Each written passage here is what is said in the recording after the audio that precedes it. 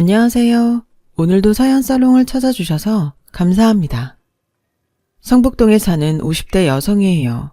여자 팔자는 만나는 남자를 따라간다고 하더니 제가 살아온 인생을 보면 그게 헛된 말은 아닌 것 같더라고요. 저는 늘 내 인생에 결혼은 한 번뿐이라고 생각하며 살아왔어요. 첫 번째 결혼이 제 인생에 있어서 너무도 뼈아픈 실수 같았거든요.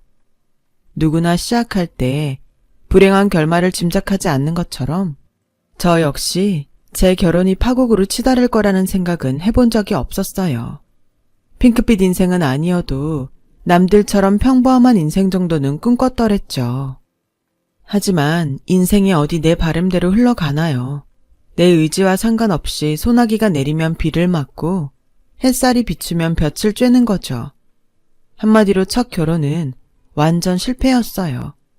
그래서 다시는 결혼을 하지 않겠다고 결심을 했는데 50줄에 재혼을 하게 됐지 뭡니까. 그리고 그로 인해 난생 처음 돈벼락도 맞아보고 개망신도 당했으니 인생이 참 얄궂더군요. 저는 23세 첫 번째 결혼을 했어요. 첫 남편은 제가 다니던 옷가게 사장의 고등학교 동창이었어요. 당시 제가 다니던 옷가게는 준 브랜드 매장으로 서울에만 해도 5개가 넘는 매장이 있었어요. 저희 매장 직원도 저를 포함해 20명 남짓 되었고요. 거기다 대기업이 아님에도 불구하고 직원 복지도 괜찮은 편이었고 회식도 잦은 편이었죠. 사장님과 절친이었던 남편은 직원 회식 때마다 함께하곤 했어요. 남편은 모 여대 앞에서 커다란 구두 매장을 가지고 있었는데 돈 있는 집 자식이라 그런가 씀씀이도 크고 구김이 없는 사람이었어요. 저보다 7살 연상이었는데 결혼도 안 한 미혼이 자기 앞으로 아파트까지 가지고 있을 정도였죠. 늘 농담처럼 자기는 여자 빼고 다 준비됐다고 말할 정도로 모든 걸 갖춘 사람이었죠. 솔직히 처음에는 남편의 돈에 혹하기도 했어요.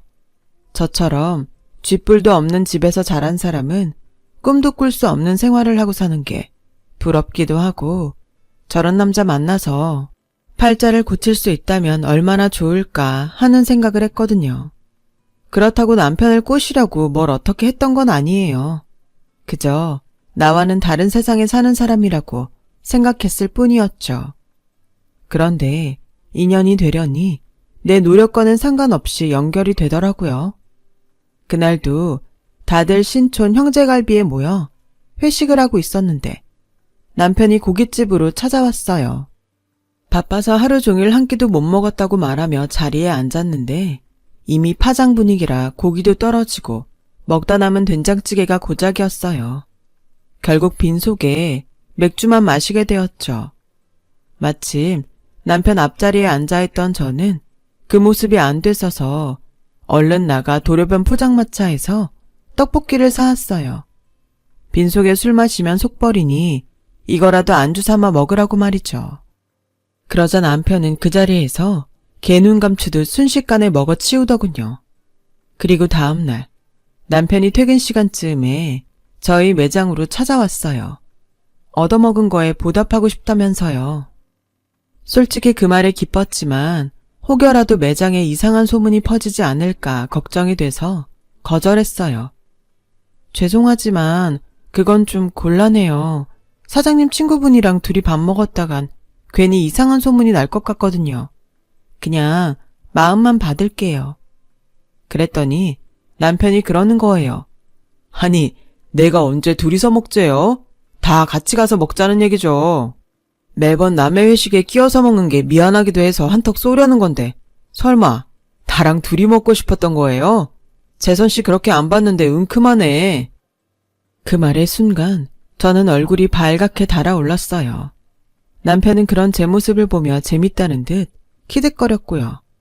결국 그날 우리 매장 전 직원은 근처 고깃집에서 다 함께 저녁을 먹었어요. 물론 계산은 남편이 했고요. 그날 이후 남편은 매장에 올 때마다 제게 장난식으로 같이 밥 먹자는 말을 해댔고 그럴 때마다 저는 얼굴을 붉히며 자리를 피하곤 했어요. 그러던 어느 날이었죠. 사장님이 저를 따로 부르시더니 혹시 사귀는 사람이 있냐고 묻더라고요. 그래서 없다고 했더니 그럼 미팅을 해보지 않겠냐는 거예요. 다른 사람도 아니고 사장님 주선이라 거절하기 뭐해서 알겠다고 했죠. 그렇게 그 주 휴문날 저는 약속 장소로 나갔고 그곳에는 미팅 상대로 떡하니 남편이 나와 있었어요. 혹시 상대가 나라서 실망했어요? 나는 꽤 기대하고 나왔는데. 사실 재선 씨 좋아한 지 좀 됐거든요. 그동안 눈치 못 챘어요? 네, 전 그냥 저를 볼 때마다 놀리셔서 내가 만만해 보이나 생각했어요. 아, 그래서 나만 보면 인상 팍 쓰고 피한 거였구나. 난 또 내가 아무리 눈치를 줘도 재선 씨가 모른 척하길래 내가 마음에 안 들어서 그러나 했죠. 설마 내가 싫어서 그런 건 아니죠? 아니에요. 절대 그런 거 아니에요. 고개까지 저어가며 아니라고 대답을 하고 보니 좀 후회가 되더라고요. 너무 쉽게 제 속마음을 들켜버린 게 아닌가 해서요. 물론 그 바람에 밀당 없이 바로 사귀게 됐지만요. 한동안 우리는 비밀 연애를 했어요. 괜히 직장에 알려져봤자 좋을 게 없었으니까요. 혹여 사귀다 헤어지면 사장님과도 왠지 껄끄러워질 것 같고 그랬다가는 직장도 잃게 될 것 같아서 걱정이 됐거든요. 남편은 제 퇴근 시간에 맞춰 저희 매장 옆골목에 차를 대놓고 기다렸어요. 그리고는 매일같이 회기동 저희 집까지 데려다주곤 했죠. 남편 집은 저희 집과 정반대인 연희동이었는데 말이죠. 그뿐 아니었어요. 값비싼 옷이며 신발, 화장품까지 한 아름씩 사주었어요. 정말이지 전 남편과 연애를 할 땐 제가 영화 속 주인공이 된 것 같았어요. 그래서 결혼까지 결심하게 되었고요. 하지만 그렇게 제게 공을 들이던 남편은 결혼하고 반년도 되지 않아서 완전 다른 사람처럼 변해버렸어요. 뿐만 아니라 결혼하고서야 알게 된 사실인데 저와 결혼하기 전에 이미 한 번 결혼을 했었더라고요. 어차피 속아서 한 결혼이라 이제와 어쩔 상황은 아니었지만 그래도 사과 한마디 정도는 들어야겠다고 생각했어요. 그랬더니 글쎄 어머님이 되려 버럭 소리치시지 뭐예요. 그래, 이혼 경력이 있으면 뭐 내 아들한테 그런 흠이라도 없었으면 우리가 왜 너 같은 걸 며느리로 들였겠니? 네가 학벌이 있길래 집안이 변변키나 해. 쥐뿔도 없는 게 꼴에 분수도 모르고 어디서 내 아들한테 사과를 하래? 옷가게 점원이나 하던 걸 우리 집에서 받아줬으면 감사한 줄 알고 충성할 것이지? 건방지게 어디서? 너 괜히 꼴값 달고 까불어봐. 그땐 네 인생 종치게 해줄 테니까. 너 같은 거 하나 사회에서 매장시키는 건 우리한텐 일도 아니야. 그러니까 건방지게 까불지 마. 사과는커녕 오히려 제 인생은 물론 저희 친정 식구들 인생까지 모조리 망가뜨리겠다고 협박을 하더군요. 이런 어이없는 상황에 기가 막혀서 물도 한 모금 넘길 수 없었어요. 그렇게 3일을 꼬박 뜬 눈으로 지새운 저는 이런 사람들과 한 집에 사느니 차라리 무슨 일을 당할 때 당하더라도 친정으로 돌아가는 게 낫겠다 싶었어요. 그런데 하필 그때 알게 된 거예요. 제가 임신을 했다는 사실을요. 이 집을 나가려면 뭐든 먹고 힘을 내야겠다는 생각에 3일 만에 밥을 입에 댔는데 헛구역질이 나더라고요. 김치며 된장국 냄새가 그렇게 역할 수가 없었어요. 그런 제 모습을 본 어머님은 얼굴에 화색이 돌더니 제 손을 끄드러 잡고 그 길로 바로 산부인과로 향했어요. 검사를 해보니 임신이더군요.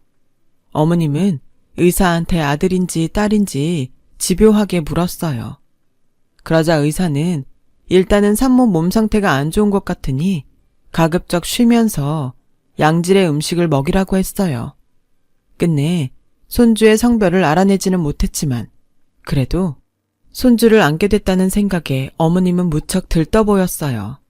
그리고 제게도 이전과는 딴판으로 엄청 잘해주셨고요. 어머님은 집에 가는 길에 백화점에 들러 수입 과일부터 비싼 한우까지 제게 먹일 것들을 잔뜩 사셨어요. 뿐만 아니라 제가 시집 오자마자 필요 없다며 내보냈던 가정부도 다시 불러들이셨죠. 아가, 넌 이제부터 집안 살림일랑 신경 쓰지 말고 그저 태교에만 힘쓰려무나. 아우, 얼굴이 까칠한 게 보약이라도 지어 먹여야겠다. 우리 집 귀한 장손을 낳을 몸인데 이렇게 부실해서야 쓰나? 아가, 먹고 싶은 건 없니? 애비 들어올 때 뭐 좀 사오라 그럴까? 하루아침에 달라진 어머님 모습이 솔직히 두렵기까지 했어요. 어머님이 그렇게까지 한 데는 이유가 있더라고요. 이번에 다시 돌아온 가정부한테 얘기를 들어보니 남편이 이혼한 이유가 바로 전처의 불임 때문이었다고 하더군요. 손이 귀한 집안이라 신혼 초부터 그렇게 손주를 기다리셨는데 글쎄 며느리가 불임이었지 뭐예요. 나팔관에 문제가 있어서 그렇다나? 암튼 그날부터 며느리를 구박하는데 아우 내가 옆에서 지켜보기 힘들 정도였다니까. 그러니 배견할 장사 있나? 참다 못해 뛰쳐나간 거지. 솔직히 집안도 좋고 유학까지 다녀온 사람이 그런 꼴을 당하고 살겠어요? 어림도 없는 소리지. 친정 부모며 친정 오빠까지 죄다 달려와서 난리도 아니었어요. 아휴, 내가 입방정을 떨었네. 암튼 새댁은 결혼한 지 반년도 안 돼 임신을 했으니 얼마나 다행이에요. 내 세상이 나하고 실컷 누려요. 이대 큰 사모님이 유별나긴 해도 떡두꺼비 같은 손자 하나만 안겨줘봐. 새댁은 평생 대접받고 살 테니. 그때까지만 해도 가정부의 말이 그리 귀에 남지 않았어요. 하지만 배가 불러올수록 어머님의 손자에 대한 열망은 더욱 거세졌죠. 산부인과에 갈 때마다 쫓아와서는 의사한테 아이의 성별을 물어댔어요. 그럴 때마다 의사는 말을 돌려가며 대답을 회피하곤 했고요. 그렇게 산딸을 향해 가던 어느 날, 그날도 병원에 함께 갔던 어머님은 이제 산딸도 다 됐는데 말 좀 해줘요. 안다고 애를 떼기라겠어. 어쩌겠어. 애 입힐 옷 좀 사드려고 그러니까 부탁 좀 합시다. 의사는 한껏 부른 제 배를 보더니 그제야 할 수 없다는 듯 색상으로 힌트를 주더군요. 그런데 뭐? 핑크색? 그럼 딸이란 거야? 아우 내가 미쳐. 그깟 기집애 하나 보자고 내가 그 고생을 한 거야? 아유 네가 그럼 그렇지. 의사고 너고 그동안 짜고서 나한테 말 안 했던 거 아냐? 아우 분해 정말. 아우 짜증나. 어머님은 의사한테 잔뜩 성질을 내곤 진료실 문을 박차고 나갔어요. 그리고는 그날부터 저의 눈물겨운 시집살이가 시작되었죠. 설상가상으로 축복받지 못한 채 태어난 제 딸아이는 태어날 때부터 몸이 약했어요. 2돌이 될 때까지 병치레가 심해서 병원을 제 집 드나들듯 해야 했죠. 그러다 여름이 끝나고 어느 가을밤 갑자기 경기를 일으켜 병원에 데리고 갔는데 도착해보니 이미 몸이 싸늘하게 식어 있었어요. 제대로 손도 못 써보고 그렇게 저는 딸을 잃어야 했어요. 어머님은 이게 다 제 책임이라며 자식 잡아먹은 년이라고 하더군요. 표독스런 어머님의 말에 저는 아무런 대꾸도 할 수 없었어요. 그런다고 죽은 딸애가 살아 돌아오지 않는다는 걸 아니까요. 그날 이후 저는 모든 걸 다 내려놓고 겨우 숨만 쉬며 살았어요. 남편과 어머님은 그런 저를 위로해주기는커녕 쓰레기 보듯 하더군요. 쓰임이 다한 폐기물처럼요. 당시 저는 매일 밤 술을 마셔야 잠이 들 수 있을 정도였어요.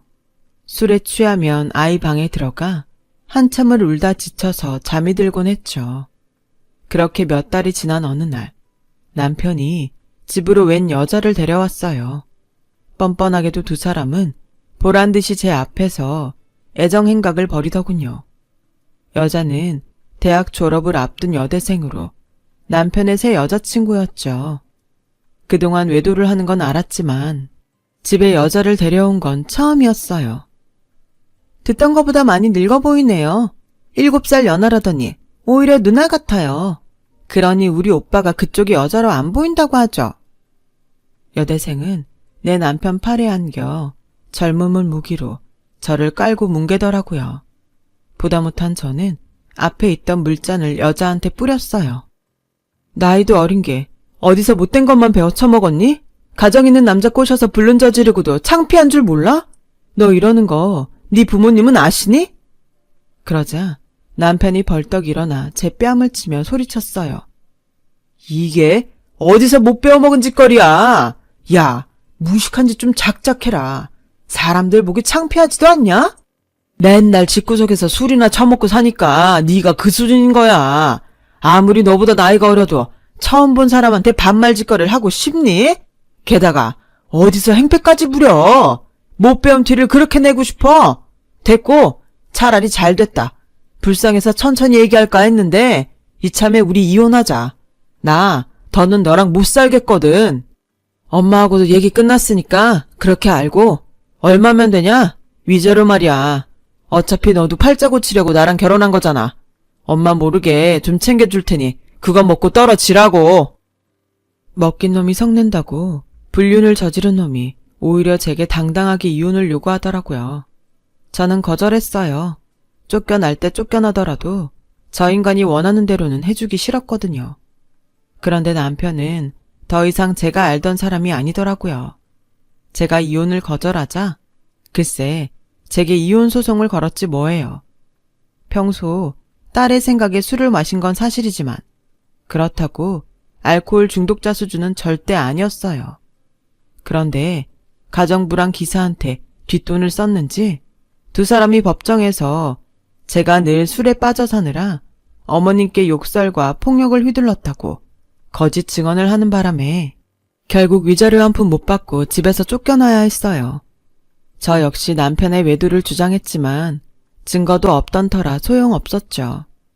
그렇게 결혼 4년 만에 이혼을 당한 저는 한동안 친정집에서 지냈어요. 부잣집에 시집갔다고 좋아하던 친정 부모님은 하루아침에 자식 잃고 이혼당한 저를 보곤 한숨만 쉬셨죠. 아빠는 이게 다 자신이 무능해서 그런 거라고 돈만 있었다면 유능한 변호사 붙여서 법정 싸움을 해볼 수 있었을 텐데 그러지 못해 미안하다고 하시더군요. 그런 아빠를 보니 오히려 친정에 머무르기가 힘들었어요. 제가 친정에 사는 이상 아빠와 가족들의 고통이 끝나지 않을 것 같았거든요. 그래서 집을 나왔어요. 학벌도 없고 이렇다 할 기술도 없는 30대 이혼녀라서 일자리 구하기도 쉽지 않더라고요. 게다가 당장 잘 곳도 필요했던 터라 이거저거 가릴 처지가 아니었어요. 그래서 시작한 일이 바로 식당에서 설거지를 하는 거였어요. 고시원에 털을 잡고 밤낮으로 식당 설거지를 하러 다녔죠. 허리가 끊어지게 아팠지만 그래도 쉴 수는 없었어요. 당장 고시원비에 식비까지 매달 나가야 하는 돈이 있었으니까요. 게다가 번듯한 방 한 칸이라도 얻으려면 돈을 모아야 했거든요. 그래서 최소 생계비를 제외한 돈은 모두 저축을 했어요. 망가져버린 내 인생을 바로잡기 위해 이를 악물고 버티면서요. 그런데 그게 오히려 독이 됐더라고요. 내 몸을 돌보지 않고 돈 버는 데만 급급해 끼니도 제대로 챙기지 않은 탓에 몸에 무리가 왔거든요. 영양실조에 간에 무리가 와서 그만 쓰러지고 만 거죠. 그동안 안 먹고 안 입고 모았던 돈은 고스란히 병원비로 들어갔고 급기야 우울증에 시달리게 되었어요. 아무리 허우적거려도 진흙탕에서 절대로 빠져나올 수 없을 것 같더군요. 그때 제게 손을 내밀어준 건 제 옆 침상 환자를 돌보고 있던 조선족 간병인 아주머니였어요. 아주머니는 돌봐주는 가족도 없이 혼자 입원해 있던 저를 가족처럼 보살펴 주셨어요. 끼니 때마다 식판도 대신 날라주시고 간식도 챙겨주셨죠.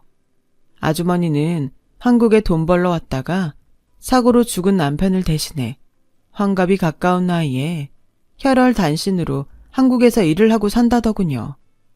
중국에 사는 손녀딸 병원비를 벌기 위해서 말이죠. 그래도 자신이 벌어다 준 돈으로 손녀딸이 치료도 받고 점점 상태가 좋아져서 다행이라고 하셨어요. 그러면서 손녀딸 사진을 보여주셨는데 죽은 제 딸아이 또래라 그런지 딸애가 생각나 울음이 터져버렸어요. 한참을 목 놓아 울었더니 아주머니가 조용히 제 손을 잡아주시더군요. 무슨 사연이 있는지는 모르겠지만 울고 싶으면 언제든 울어요. 필요하면 내가 옆에 있어줄게. 나도 남편 보내고 한 몇 년 정신 빠진 사람처럼 살았어요. 남편 죽은 게 다 내 탓인 것만 같고 남편 잡아먹은 년이 밥은 먹어 뭐하나 싶기도 하고 말이지.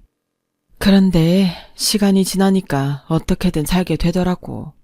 사람 사는 게 다 그런 게 아니겠어요?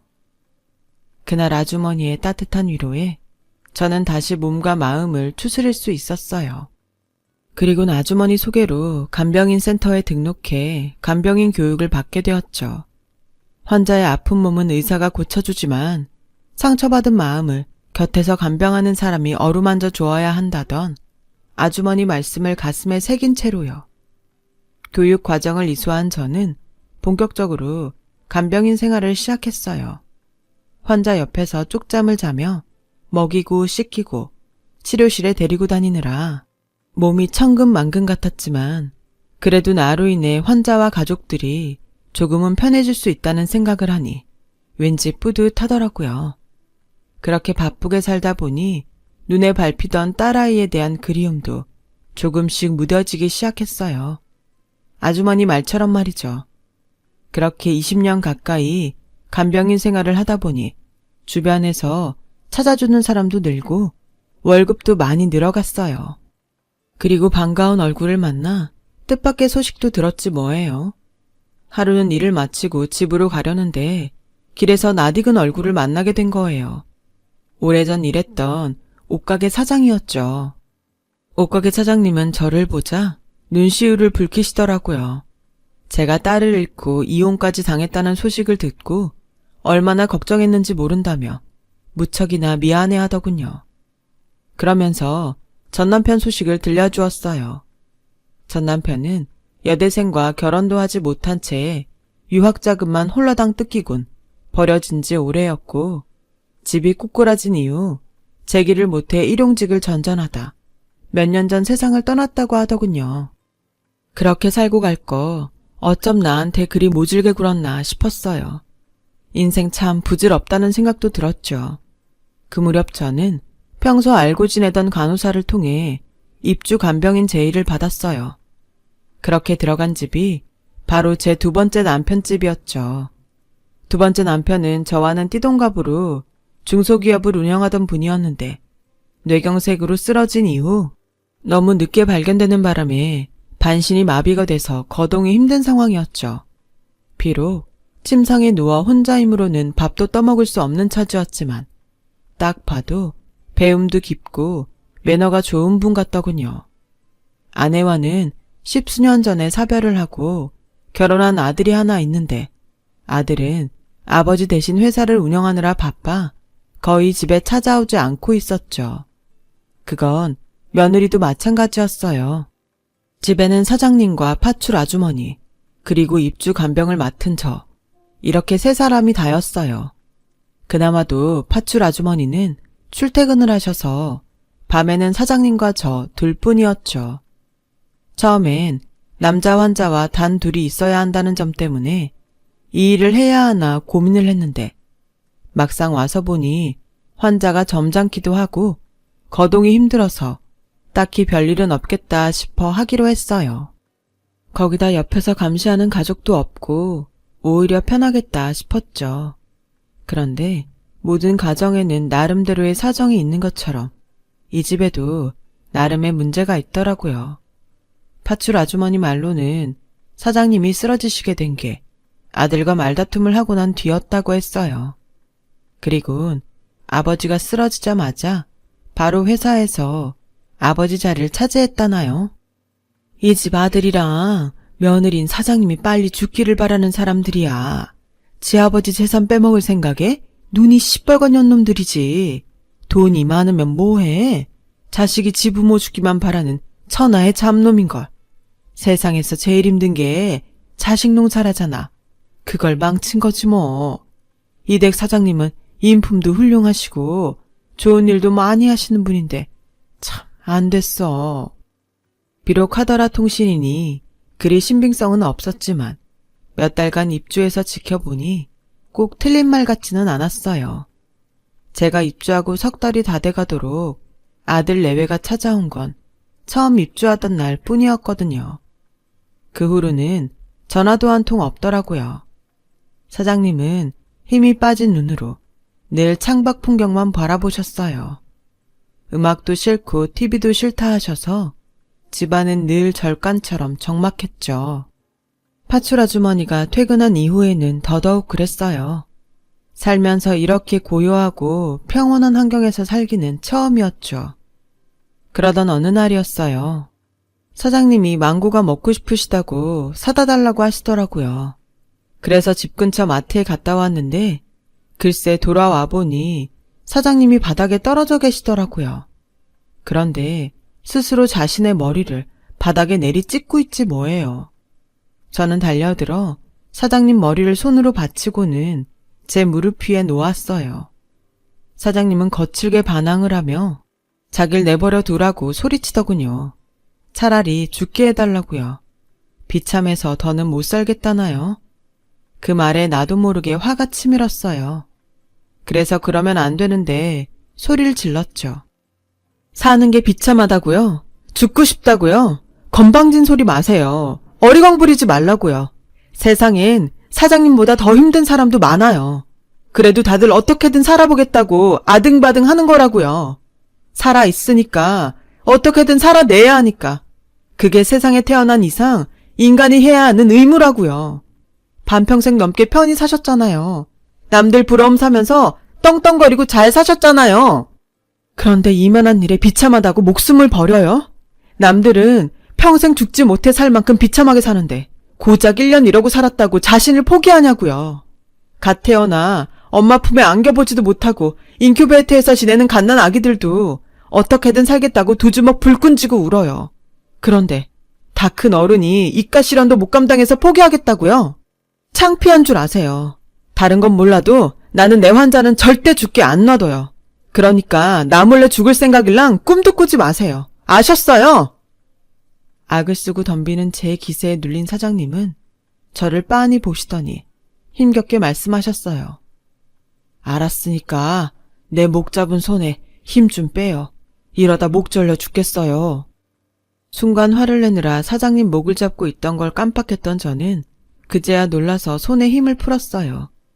그리고는 파출 아주머니를 불러 함께 사장님을 침대에 눕혔어요. 그 소동 이후 사장님은 더 이상 헛된 마음은 품지 않았어요. 그리고는 제게 조금씩 마음을 열게 되었는지 전보다 말도 많이 거시고 종종 LP판을 틀어달라는 부탁도 하셨죠. 대개는 제가 들어본 적도 없는 클래식 음악이었어요. 때로는 피아노 연주곡을, 때로는 첼로 연주곡을 들으셨죠. 한때 자신의 꿈이 첼리스트였다고 하더라고요. 첼로를 안고 연주를 하다 보면 마치 사람이 우는 소리처럼 들린다면서 딱 한 번만이라도 다시 첼로를 연주할 수 있었으면 원이 없겠다고 하셨죠. 그래서 열심히 재활치료를 받아보자고 했어요. 병원에 다니기 힘들면 집으로 재활치료사를 불러 시작하자고요. 그래서 아들을 집으로 불러들였어요. 부자가 방에서 긴 얘기를 나누는 동안 저는 주방에서 파출 아주머니와 차를 마시고 있었죠. 그런데 그 순간 방에서 뭔가를 던지는 소리가 들리지 뭐예요. 그리곤 잠시 뒤 사장님 아들이 방에서 나왔는데 이마에 피가 묻어 있더군요. 아마도 사장님이 뭔가를 아들한테 던진 모양이었어요. 사장님 아들은 씩씩대며 주방으로 와선 제게 그러더군요. 아줌마, 한 번만 더 저 노인네한테 쓸데없는 기대 품게 하면 바로 내쫓을 줄 알아요. 노친에 꼬드겨서 뭔 작당을 꾸미려고 하는지 몰라도 그게 뭐든 당장 그만둬요. 알았어요? 사장님 아들이 가고 방으로 달려가 보니 사장님이 경련을 일으키고 계시더라고요. 몸에 잔뜩 힘이 들어가는 바람에 대변이 흘러 침대 시트가 젖은 채로요. 저는 달려들어 사장님이 혀를 물지 않도록 입안에 손수건을 물려드렸어요. 그리고는 바로 눕히곤 환자복 단추를 풀어드렸죠. 그 사이 파출 아주머니는 주치의한테 전화를 걸었더라고요. 한동안 멈추지 않던 경련은 주치의가 와서 항경련제를 투약하고 나서야 진정이 되었어요. 그날 밤 저는 걱정이 돼서 사장님 침상을 지켰어요. 그러다 침상에 제 머리를 파묻고 깜박 잠이 들고 만 거예요. 그러다 잠에서 깼는데 사장님이 제 머리를 쓰다듬고 계시더라고요. 사장님은 지그시 저를 바라보시고는 그러셨어요. 사는 게 힘들지 않냐고요. 젊은 사람이 어쩌다 이렇게 힘든 일을 하게 됐냐고 말이죠. 그래서 결혼 이후 있었던 제 이야기를 들려드렸더니 한참이나 말이 없으셨어요. 그리곤 대뜸 죽은 딸아이가 보고 싶지 않냐더라고요. 그 말에 나도 모르게 울음이 터졌어요. 그동안 억누르고 살아온 딸에 대한 그리움과 억울한 마음이 뒤엉켜 감정을 추스릴 수 없더라고요. 그래서 한참을 울었죠. 그렇게 울고 나니 그렇게 개운할 수가 없더라고요. 그래서 사장님께 덕분에 실컷 울었다고 고맙다고 말했죠. 그랬더니 사장님이 그러시는 거예요. 괜찮다면 자기랑 결혼을 하자고요. 다른 의도는 없고 자기가 바람막이가 돼줄 테니 이제라도 남은 인생 편히 살라고 말이죠. 처음엔 말도 안 되는 소리라고 생각했는데 한편으론 그렇게라도 해서 사장님이 제대로 재활치료를 받을 수 있게 하는 게 낫지 않을까 하는 생각이 들더라고요. 재활치료를 열심히 받겠다고 약속을 한다면 사장님의 청혼을 받아들이겠다고 말했어요. 사장님은 제가 원한다면 그렇게 하겠다고 약속했어요. 며칠 뒤 사장님은 아들한테 이런 결정을 알렸고 몇 시간 뒤 아들 내외는 득달같이 달려왔어요. 아버지, 제정신이세요? 어떻게 근본도 모르는 여자랑 재혼을 해요? 저 이 결혼 절대 찬성 못해요. 저 여자 처음부터 아버지 재산 노리고 이 집에 들어온 거라고요. 아버지 지금 꽃뱀한테 당하는 거예요. 맞아요. 아버님 앞에서 이런 말하긴 좀 그렇지만 저 여자 아버님 돈 보고 달려든 거 맞아요. 멀쩡한 여자가 뭐하러 혼자 몸도 못 가누는 남자랑 결혼을 한대요. 돈 아니면 이유가 없잖아요. 아버님, 여자는 여자가 알아요. 저 여자 절대 아버님 사랑하는 거 아니에요. 무조건 돈이라고요. 저 여자가 아버님을 어떻게 올렸는지 모르겠지만 지금 속고 계신 거예요. 자식인 저희 말 좀 들어주세요. 네? 아들 내외는 입에 거품을 물고 결혼을 반대했어요. 하지만 사장님은 끝까지 묵묵부답으로 일관했어요. 그러자 아들 내외는 주방으로 와 저를 잡고 설득하기 시작했어요. 아줌마, 이 결혼 말도 안 되는 거예요. 왜 젊은 분이 다 늙은 노인네랑 결혼을 해요? 돈 때문인 거면 내가 그 돈 줄 테니까 이쯤에서 멈춰요. 안 그럼 나도 가만 안 있어요. 그래, 얼마면 돼요? 얼마면 되냐고요? 돈 때문이 아니에요. 저 어떻게든 사장님한테 힘이 돼드리고 싶어요. 옆에서 재활치료도 돕고 다시 첼로 연주도 하실 수 있게 돕고 싶다고요. 저 정말 다른 욕심 없어요. 돈 필요 없다고요. 아, 미치겠네. 아, 몰라. 나 분명히 이 결혼 반대라고 말했어요. 내가 당신 반드시 이 집에서 내쫓을 거니까 그때 가서 후회 말아요. 아들이 성질을 내고 나가버리자 내내 벽에 기대 서서 조용히 있던 며느리가 팔짱을 끼고 와서는 그러더군요. 웃기고 자빠졌네. 돕긴 누굴 도와? 아줌마, 주제 파악이나 해요. 우리 아버님이 불우이웃이야? 당신이 돕긴 뭘 도와? 늙은이 똥기저귀나 갈고 사는 주제에 어디서 건방은. 하여간 없는 것들은 이래서 안 돼. 돈 냄새만 봤다 하면 창피함도 모르고 몸부터 들이민다니까. 그래, 어디 한번 해봐요. 이 집 재산 10원이라도 그쪽한테 가나. 길 닦아 놓으니 거지가 먼저 지나간다더니 어이가 없어서. 며느리는 뚫린 입이라고 마음대로 짓거리곤 남편과 함께 돌아갔어요. 하지만 그걸로 끝난 건 아니었어요. 일주일 뒤 아들 내외는 경찰에 저를 절도와 사기로 신고를 했어요. 병세가 악화돼 심신이 미약한 노인을 꼬셔서 강제 혼인을 하려고 한다고요. 거기다 집에서 귀금속까지 훔쳤다나요? 신고를 받고 온 경찰은 제 방 수색을 시작했고 서랍 안에서 저도 모르는 귀금속이 나왔어요. 며느리 짓이었죠. 저는 아니라고 항변했지만 경찰은 증거가 있는 이상 일단 서해 가서 조사를 받아야 한다고 하더군요. 그렇게 저는 관할 파출소에 끌려가 조사를 받아야 했어요. 파출소까지 동행한 아들 내외는 제가 12살이나 많은 반신불수 노인을 꼬셔서 혼인을 하려고 하는 파렴치한 꽃뱀이라고 소리쳤어요. 그러자 파출소에 있던 사람들이 전부 저를 한심하다는 듯 바라보았죠. 어찌나 창피하던지 얼굴이 화끈거려서 고개를 못 들겠더라고요. 아무리 아니라고 항변을 해봐야 제 말을 들어주겠어요. 저들 눈엔 제가 꽃뱀으로 보일 뿐인걸요. 그런데 그때였어요. 사장님 회사의 고문 변호사가 파출소로 왔더군요. 변호사는 아들 내외한테 휴대폰으로 뭔가를 보여주었어요. 그러자 아들 내외는 얼굴이 하얗게 질려버리더군요.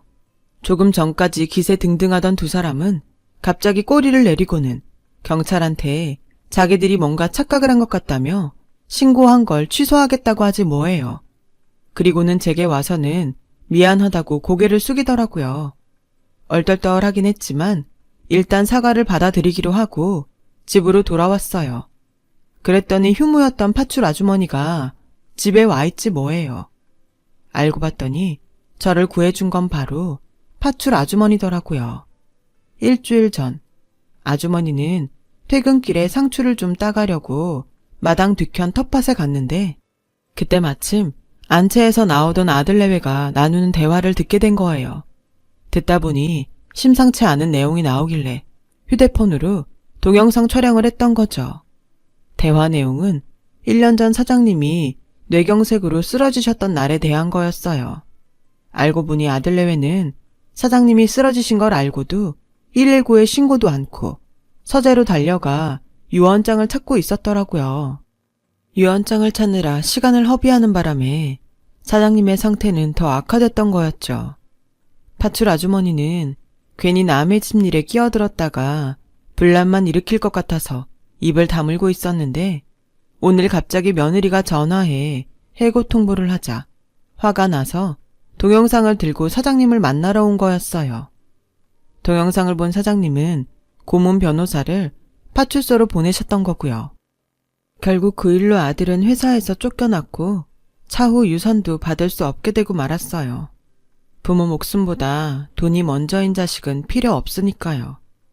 그리고 얼마 뒤 사장님은 재활치료를 시작했어요. 연세가 있으셔서 경과가 빠르지는 않았지만 전보다는 확실히 차도가 있기는 했어요. 밥도 혼자 먹고 혼자 힘으로 휠체어에 앉는 건 가능할 정도로 말이죠.